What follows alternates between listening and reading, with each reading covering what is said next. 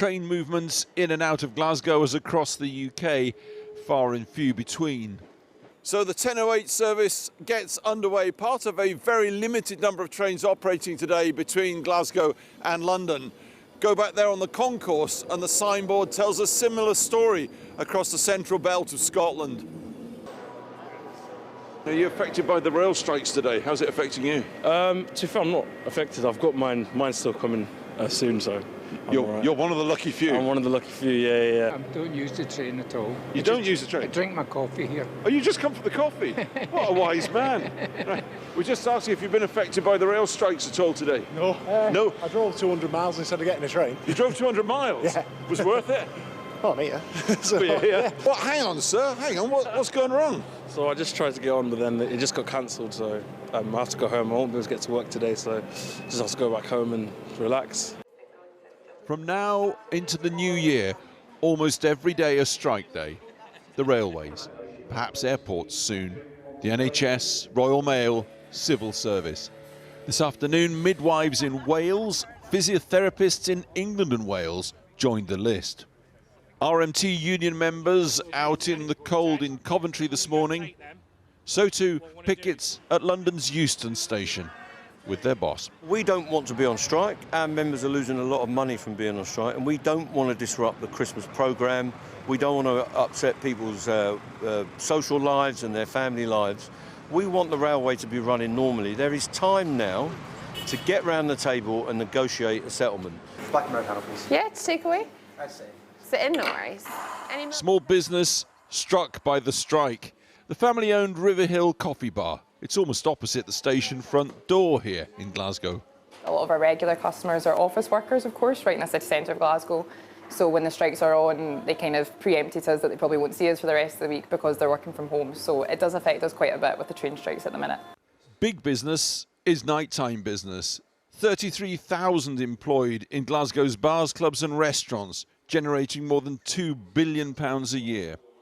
So we're up the famous steps into the Garage nightclub on Sauchiehall Street to meet the boss, Donald MacLeod. The strike action is going to have a slow, eroding effect on business. It's like a vortex of doom that's spiralling out of control, isn't it? I mean, what is it, 417,000 strike days since October? You must have the fundamental right to strike, otherwise you're a slave. But I think the RMT are taking this too far. George Square, -6 Celsius today, yet relations between the Scottish Government and unions here are not quite the permafrost which seems to be setting in south of the border. Recent weeks have seen the long-running ScotRail dispute settled with the Edinburgh government. Take yesterday, for instance, even as the UK government was refusing to talk money with the main nurses union, here in Scotland, two other NHS unions settled their dispute with the Scottish government, accepting an improved pay offer. But of course, more money going into the pockets of some workers in the NHS here in Scotland means less to go round elsewhere. The SNP paid a price of £1.6 billion slashed from spending. Even so, nurses could still strike in Scotland, and teachers are still in deep dispute. I quite literally cannot put my hands on the money that it would cost for me to agree to a 10% pay deal for teachers. But of course... So the NHS are a special case, but teachers are not? Well, local government workers in Scotland have accepted a pay deal which is fundamentally around about 5%. And many of those people are working in our schools, janitors, administration staff. And all we're saying to teachers is that we've given that pay claim to local government workers, and we're quite prepared to make a similar offer to teachers. Clearly, destinations for governments north and south of the border remain uncertain, subject to change or cancellation. Well, earlier I spoke to the RMT boss, Mick Lynch, and asked why his members had voted to reject the latest pay offer, given that members in Scotland voted to accept another deal. We have not had the same offer, and the deal in Scotland is pretty much unconditional. We've got a similar deal in Wales. We've got a similar deal on Merseyrail and in the northeast of England, where the Department for Transport doesn't run those organisations. You're getting the same outcomes in health and education and public services wherever Westminster is not ruling the roost. So that's the problem. So They're you're saying blocking Westminster the deal. is interfering and preventing you from getting that little bit extra money that would actually allow you to do a deal? Precisely, and they're putting conditions on the deal that we can never accept, such as driver-only operation. I've been on the airwaves about that for the last 6 or 7 years, and we've been opposing it for 40 years, but they stuck it in the deal at the last minute so it couldn't be developed. But the fact that 67% of your members in Scotland voted for the deal, it shows you that the members really want a deal, doesn't it? Well, they got a better deal in Scotland. Our members voted in exactly the reverse proportion of our members that have just rejected it on Network Rail. So it shows that when a deal is there to be developed and it's on a reasonable basis, our members will accept it. But this week, on Monday, they've shown they don't want this deal, and they've also voted 9-1 in favour of carrying on with the strike action and the other industrial action.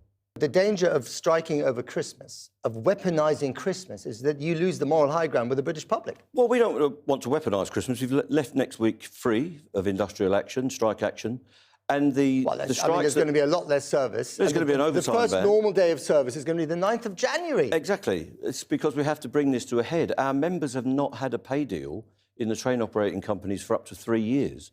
They'll be going into the 4th year next year, and nothing acceptable on the table except to get rid of their jobs and sell out their conditions. I wonder whether it's just got too personal between you and Westminster. I've got nothing personal with Westminster. They are the elected government and they've got the right to govern. Only the electorate can remove them. What we've got is a government that won't allow a deal to be developed. If the railway executives that I deal with were allowed to put their deal across the table, we could develop that and I could put it to my members in a referendum. They have been stopped.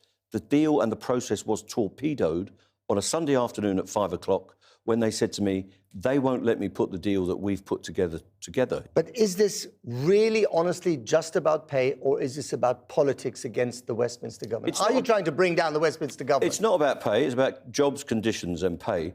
I'm not trying to bring down the Westminster government. I've got no ability or desire to do that. That's up to the electorate. I'm a Democrat. Our members have voted for strike action and against the offer through very high turnouts, much higher than they get in the Westminster Parliament and much higher than we got in Brexit, strangely. Everyone accepts that result, but the government doesn't want to accept the voice of our members where they've rejected this offer.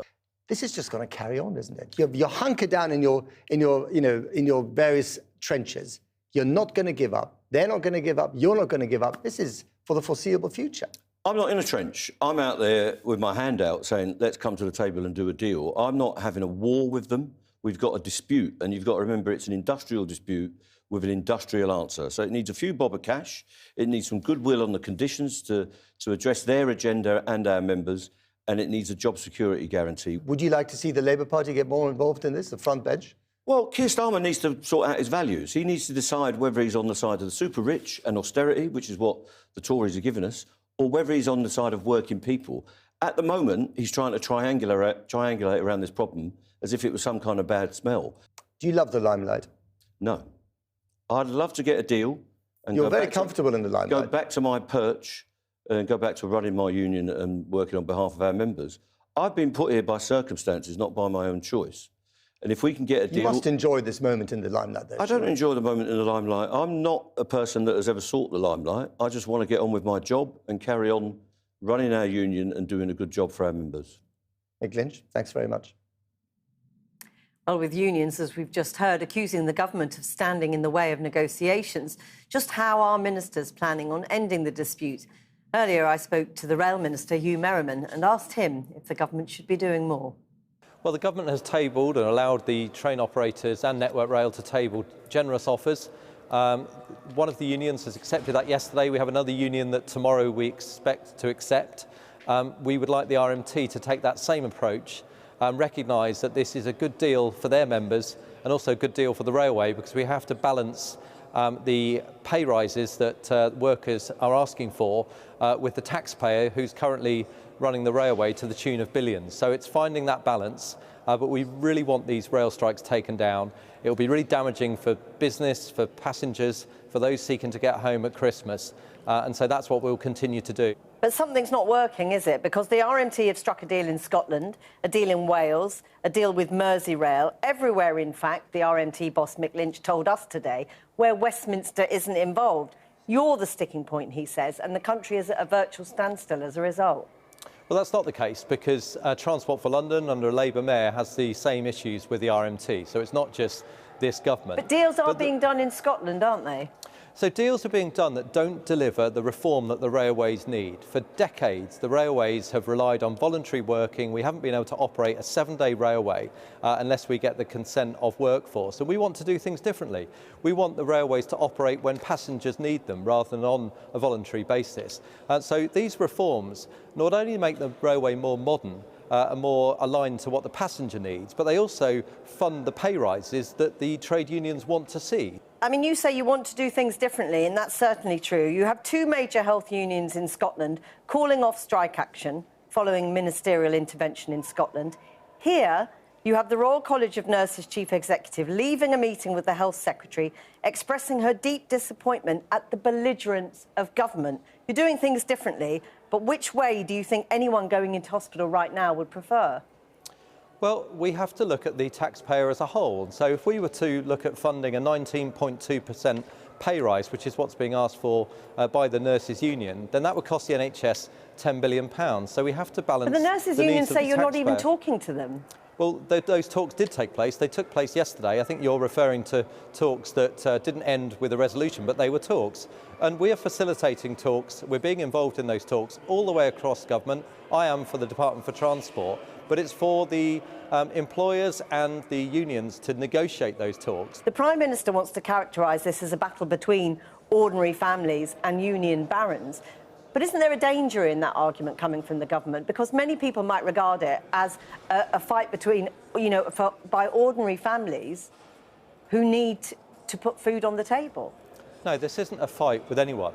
This is the government attempting to strike a balance by giving the public sector workers what we believe is a generous pay offer, but keeping it within an envelope that allows us both to control inflation and to stop public spending getting out of control. This is a Prime Minister, bear in mind, that when faced with the difficulties of COVID, delivered a furlough package. He's done the same on energy support. He will do the same when it comes to pay rises, but not at the expense of inflation, not at the expense of other taxpayers that have to fund these pay rises when they're not getting the same level themselves. It's about a balanced approach and being fair to everyone. Are strikes just the inevitable price we pay for, as you say, not letting inflation run out of control?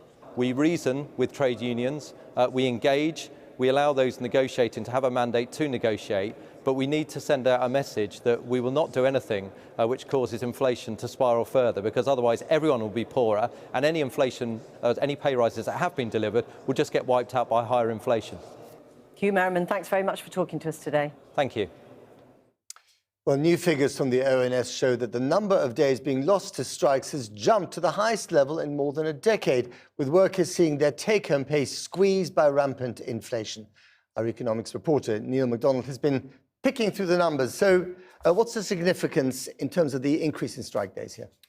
Well, with households in the UK facing the largest fall in their disposable income since World War II, perhaps we don't need to look that far for the reasons why there's suddenly been a big increase in the number of industrial disputes.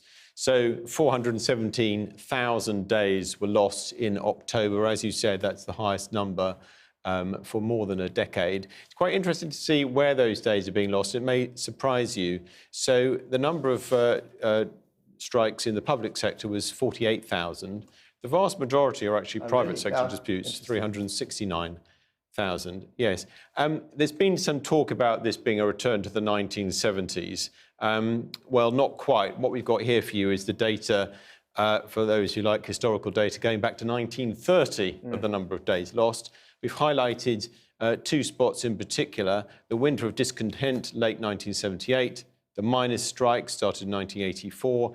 At that time, the number of days being lost in a month was not 400,000, it was millions. Now, of course, there are more disputes now starting involving the nurses and so on. So the monthly number is likely to go up over the winter. So it's not quite the winter of discontent yet. But if this obviously impacts people's pay, what will happen to pay if this carries on? Well, if the pay squeeze is driving strikes, then get ready for more strikes, I'm afraid. So today we learned that pay across the economy, so for all jobs, is going up by 6.1%. Again, there's a big split. So if you look at the private sector, pay is rising faster, 6.9%. The public sector trailing a long way behind, 2.7%. That gap between those two is one of the largest on record, except for during the pandemic when there were some statistical anomalies. And of course, whichever of those two groups you're in, inflation means that actually you're both seeing a decline in your living standards. Today we learned that after allowing for inflation, real pay is actually falling by nearly 4%. Again, that's one of the sharpest falls on record.